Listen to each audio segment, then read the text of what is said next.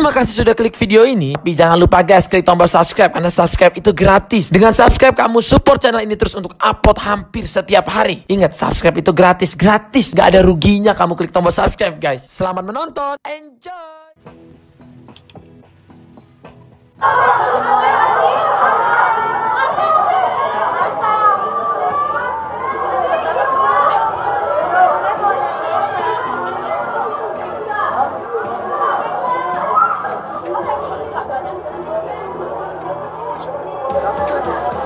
Berapa fans? Diterapkan.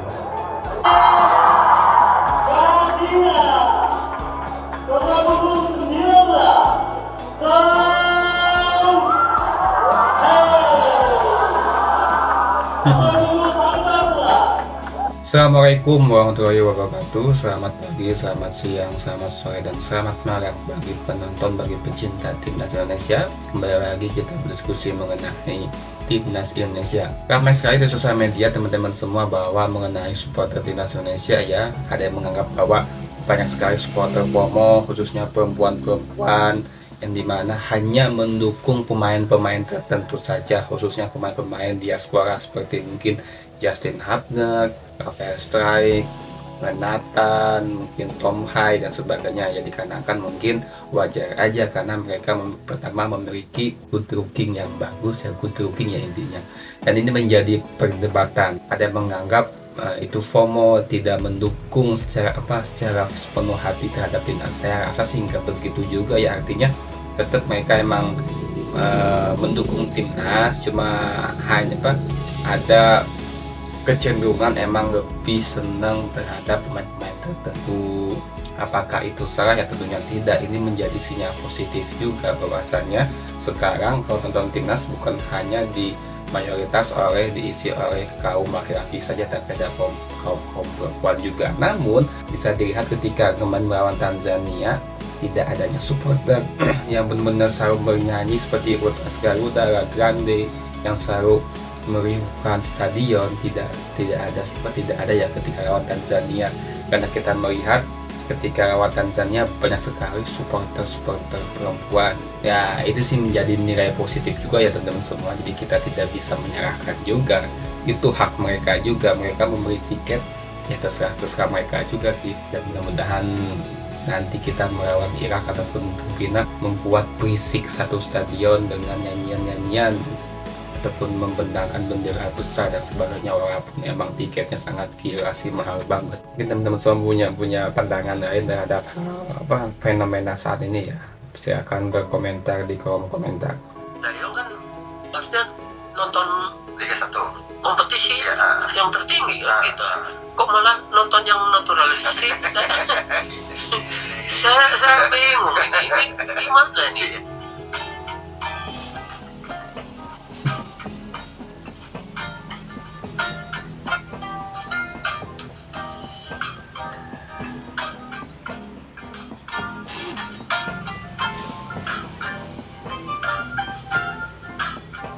Ini sih mungkin video agak lama juga ya, banyak sekali menganggap, terutama pelaku-pelaku ataupun mantan pemain sepak bola, berarti menganggap, terutama yang menggencarkan ada si Bung Toel ini, menganggap bahwa Sintayong itu tidak melihat pemain lokal Liga 1 ataupun tidak melihat kompetisi. Nah, mereka kan menganggap terlalu pendek juga, kan tidak harus ya Sintayong itu melihat, nonton langsung ke stadion secara masif gitu, misalkan di Bali, di Bandung, Jakarta, Kalimantan ataupun di Sulawesi, kan nggak harus nonton langsung stadion. Pasti Sintayong juga memiliki tim untuk memantau Liga 1 juga. Mungkin juga Sintayong memiliki akun video.com yang berbayar, sehingga dia sesekali nonton secara langsung di layar kaca. Bisa aja kan, tidak mesti harus datang ke stadion. Dan ini terlalu sempit juga sih kalau menganggap bahwa Sintayong tidak pernah memantau Liga 1. Saya yakin itu pasti memantau juga sih. Gawang kalau dengan yang ada sekarang yang aktif saya pakai Hernando Ari. Ya. Starting line up versi Bung Toel. Rizky Ridho, Jay, dan Justin. Di kanan Sandy Moss. Oh, oke. wingback kanan. Wingback kiri Natamara. Di tengah berarti saya pakai 2, Marcelino dan Tom Hart.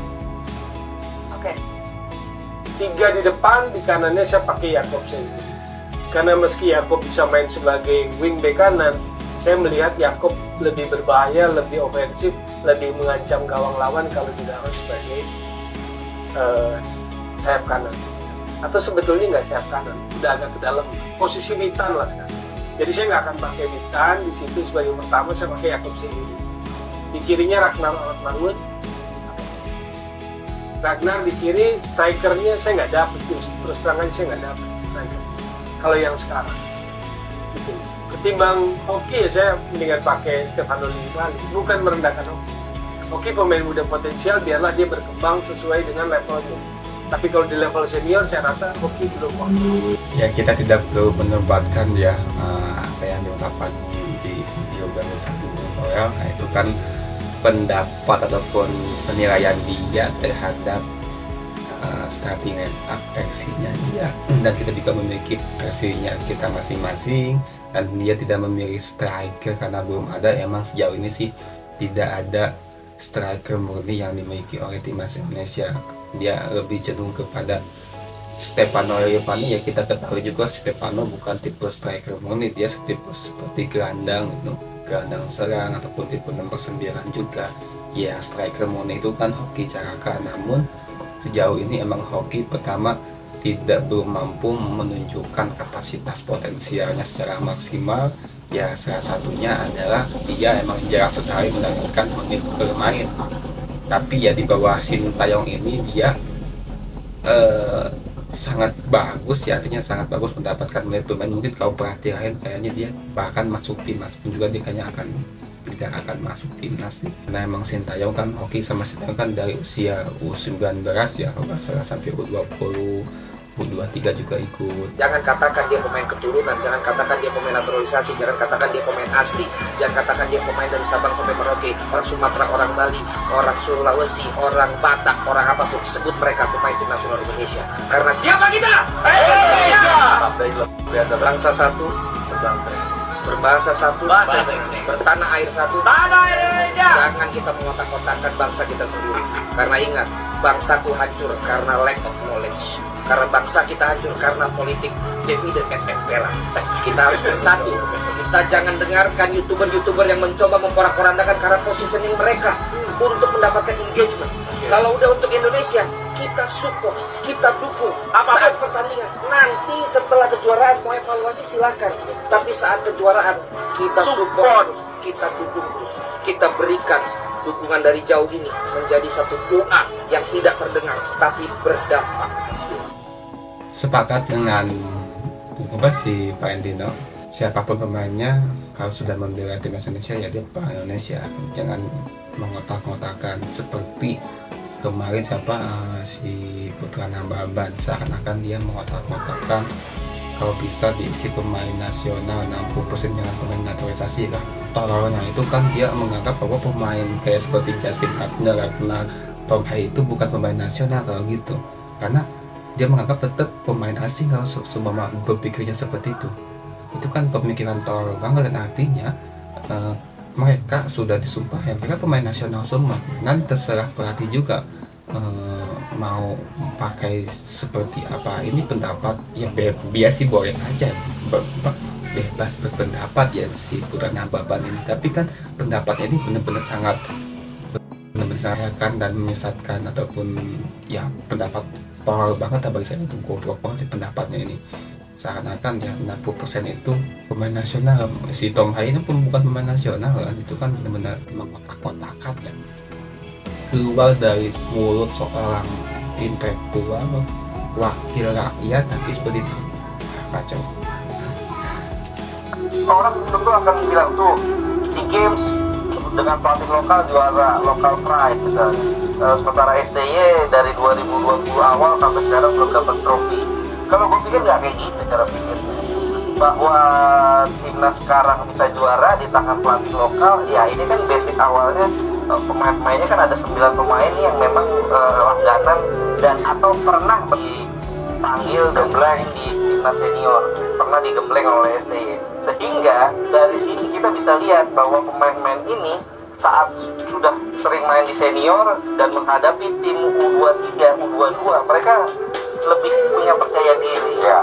Fisiknya lebih bagus, passing-passingnya lebih bagus, dan dengan kedekatan Coach Indra Syafri, pendekatan Coach Indra Syafri ya kepada para pemain, komunikasinya bagus, dia bisa menempatkan dirinya bukan hanya sebagai pelatih tapi sebagai bapak.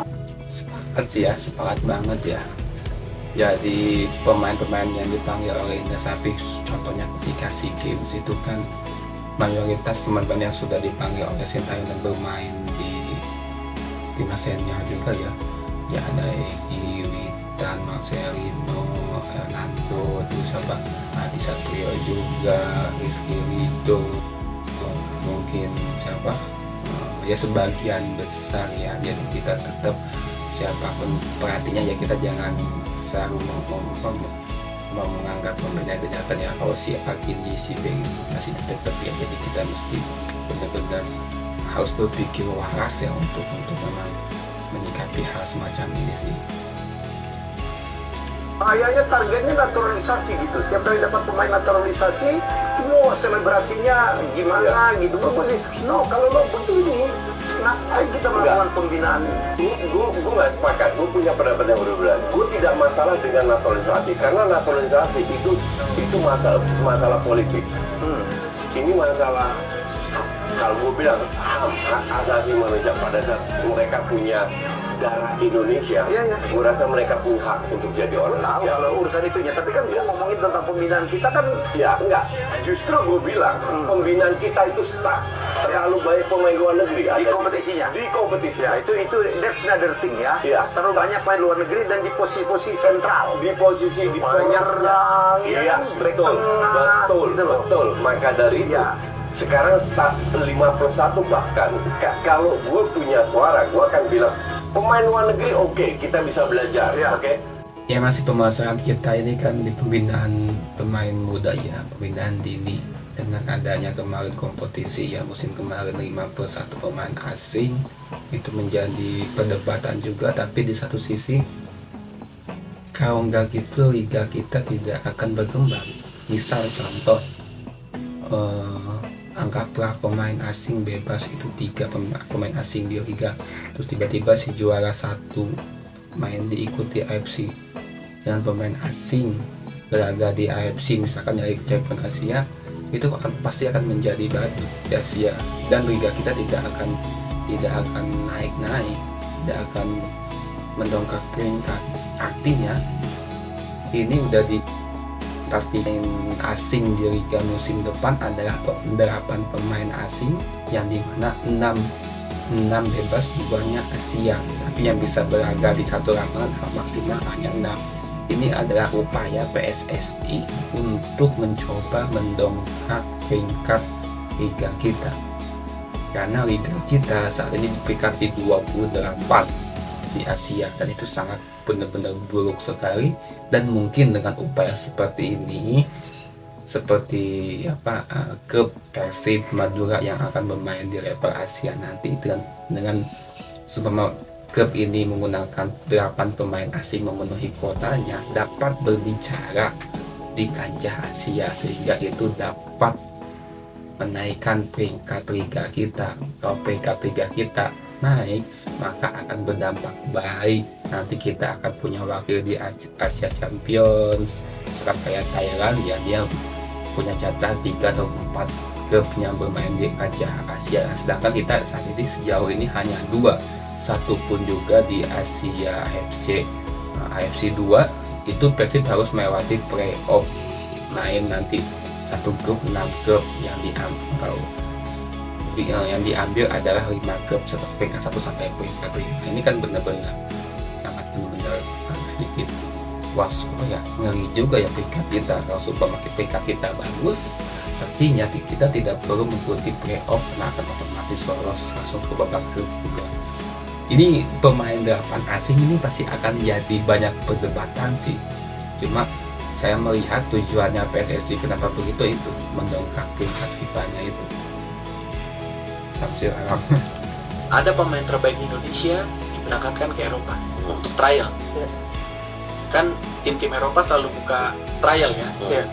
Misalnya oke, kita buka untuk 10 pemain trial, 2 dari Indonesia, 2 dari Belanda, 2 dari mana, 2 dari mana. Talent scouting akan lihat Indonesia sebelah mata. Pasti tuh ya. Karena kita rankingnya nomor berapa, Bos? Pasti mereka lebih condong yang ke Brazil, yang ke Paraguay. Karena secara prestasi sepak bola juga. Betul. Berarti yang Indonesia ini harus 1000 kali lipat lebih dari mereka dulu baru mungkin bisa dilihat. Jadi tidak segampang itu. Contoh lah, tim Indonesia buka trial. Yang seleksi ada yang dari Jepang, Korea, Vietnam, Brunei. Bagaimana nasibnya Brunei? Depan sebelah mata pasti. Pasti. Lihat ranking sepak bolanya. Oh. Jadi tidak segampang itu. Berarti memang kalau orang Indonesia mau trial di luar, dia kualitasnya harus sudah bagus sekali. Bagus sekali. Ya gak bisa dibantah sih ya. Karena yang ngomong adalah pelaku sepak bola Syamsil Alam ya. Karena dia juga pernah ikut-ikut di luar negeri juga, wajar sih. Makanya untuk salah satu upaya untuk membuka jalan para pemain kita bisa lebih dilirik oleh tim-tim luar negeri, ya peringkat timnas kita harus baik juga ya. Harusnya sih di bawah 100 ya, seperti mungkin Uzbekistan tuh di peringkat 60-an. Kan banyak pemain-pemain yang bermain di Liga Rusia, di CSKA Moskow dan sebagainya gitu. Masuk akal. Gua ini pas lawan Australia di Piala Irak ya, build up 1, 2, 3, 4, 5, 6, 7, 8, 9,